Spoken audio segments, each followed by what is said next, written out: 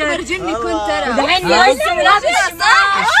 بسام انت كنت جني اكثر واحد. تدري لما جيت ان انا ما عرفت انه انت اقسم بالله تقولي تعالي قولي هذا بسام بسم الله صح؟ فخم شكلك يعني حتى انت كنت جني مو بس نحن. لا انا لبست ثوب بس. وهذا ما حتى حد انا ماني حاطه ميك اب كله الشماغ. ها؟ حطيت الورد الجيزاني شماغك ما كان لبسك كم معك كم يوم؟ لبس يوم ونص اقسم بالله جايبه شنطه بكبر السياره ما لبست منها اللبس واحد. يومين ليش؟ انا حللت ان انا اعرف انه بسام حيقدر فينا. ليش؟ يودينا اماكن مره كثير.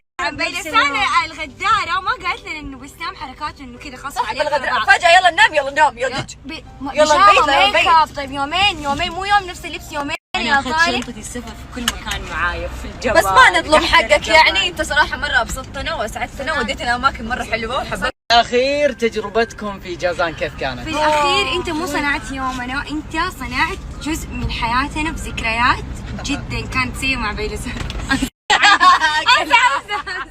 لا والله مرة انبسطنا والله العظيم وكنا ترى نفسياتنا كانت شوية كذا راحت كل شيء. السلبية راحت فمرة